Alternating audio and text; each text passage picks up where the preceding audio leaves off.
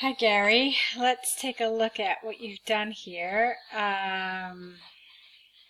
Okay, let's see. So, these are your new essays.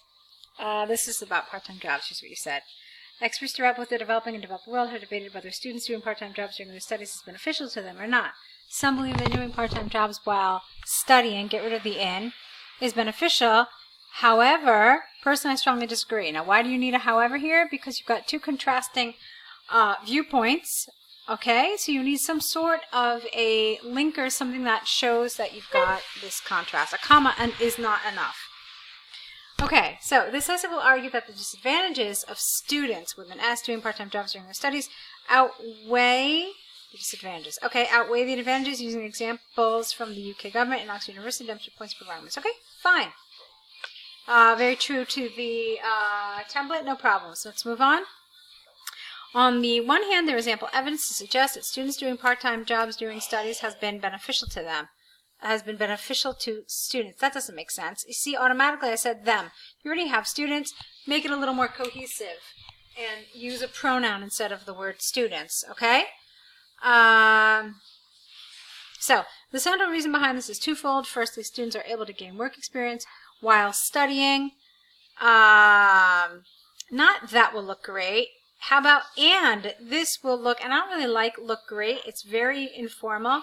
It sounds too conversational, so let's change it. Let's make it a little more academic, a little more like written text.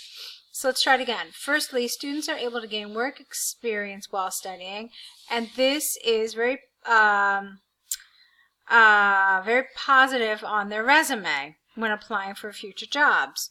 Or how about, and employers look upon this favorably when they apply for future jobs. Okay, something like that, all right, but not look great. Secondly, they're able to make an income. You don't make an income. No, you have an income. You make money, but you have an income. So first of all, they are able to make money to pay for some of their expenses while studying and not have to worry about allocating more debt. You don't allocate more debt, accrue more debt.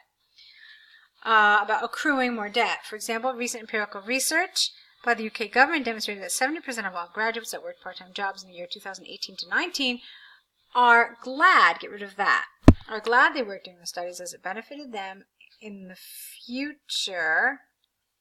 How do you know that? It's 2018, 2019. So how do we know that it benefited them? That doesn't make sense. Maybe you mean 2010 or maybe 2008 to 2009. That would make sense because then you'd be talking about the benefit. I don't know. This is a little strange to me. Yeah, that doesn't really make sense. They're glad they worked during their studies as it benefited them in regard to finding their dream job and having less debt. Yeah, maybe it's in the future. That doesn't make sense at all. So maybe you should just get rid of that, and then I guess the rest of the sentence works just fine. Therefore, it is conclusively clear that students working part-time jobs during their studies benefited them, okay, on both the financial and the employment side. You just said benefited them. Can you try to find a different word here instead of benefit? You just said it in the previous sentence. So use another way of saying this. Something like working part-time jobs was advantageous both financially and in terms of finding employment. So try to vary up your language a little bit more. All right, moving on. On the other hand, although there is a case for the benefits of doing part-time jobs while studying, again, get rid of that "in," the impact of working and studying at the same time has a negative side that cannot be overstated. This is largely because being employed while studying causes the students to make time for work and time to study. Causes the students to make time. Okay. Unfortunately, not everyone can juggle well with working and keeping up with their academics. Okay. In fact, students with jobs can become stressed out with the lack of time they have to study and result. Students can become stressed out with the lack of time they have to study, and this results in achieving lower test marks.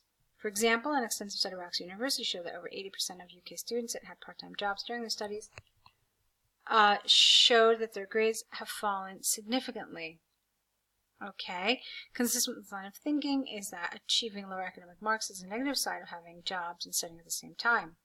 Thus, it is possible to state beyond doubt that students will highly prioritize, you don't highly prioritize, get rid of highly.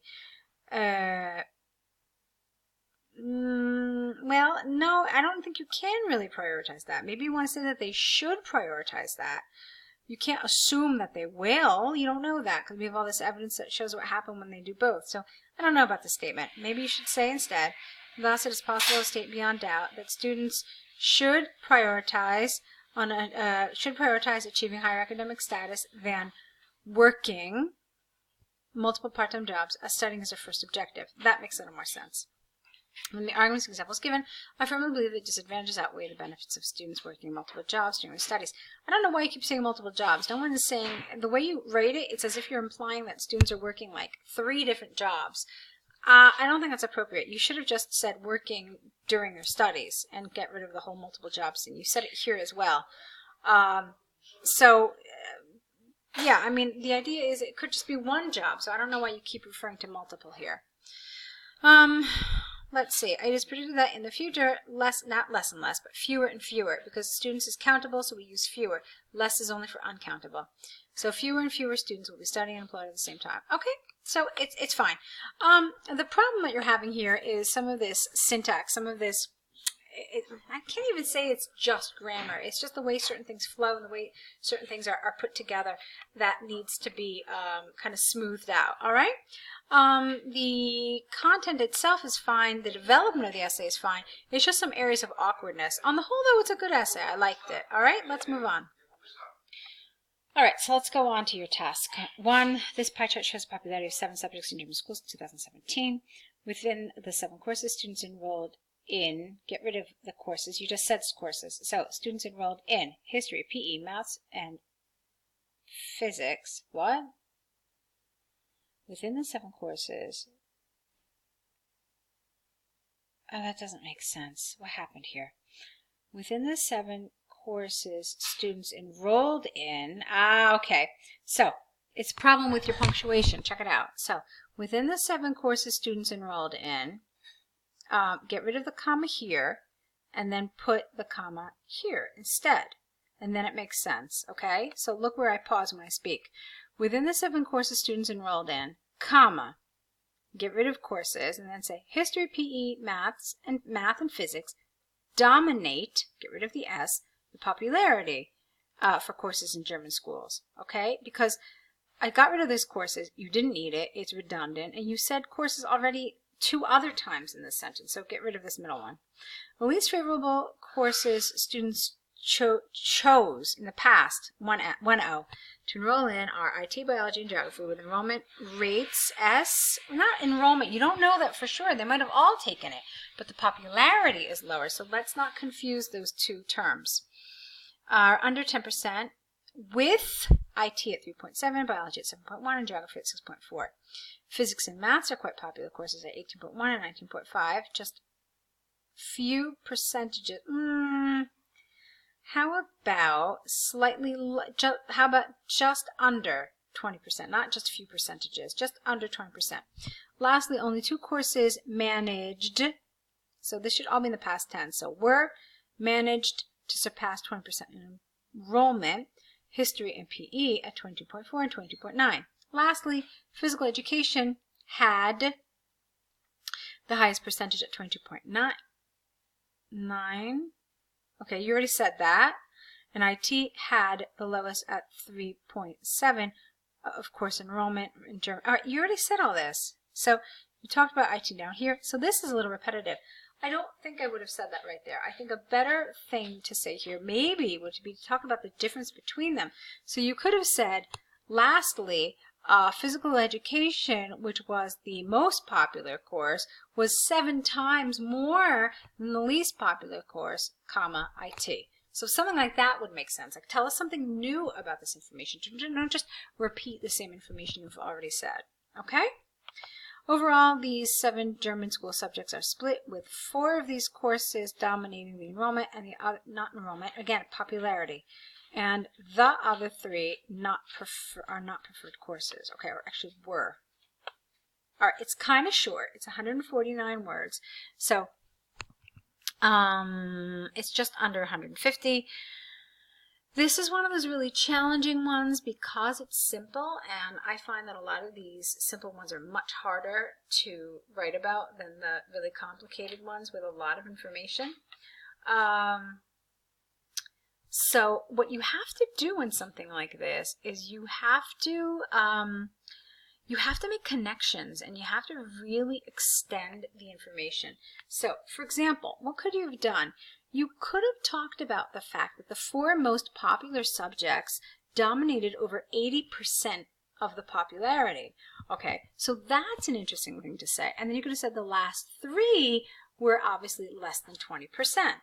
Okay, so you could have also said that the lowest 3 together didn't make up even, that's right, isn't it? Yeah, so the 3, the lowest together, didn't even make up the 4th most popular. So it was really considerably lower than even the 4th most popular one, okay? And then, of course, there's that connection that I just suggested, comparing the most popular PE, okay, and that it's about 7 times higher than the least popular IT. So those are some of the things that you want to talk about, and that'll help you really draw out and extend this so that you get above that 150 word minimum, okay? So give it a shot. See if you can try doing this. Those are some of my suggestions. So go ahead and correct these, and let's see another set from you. Good luck.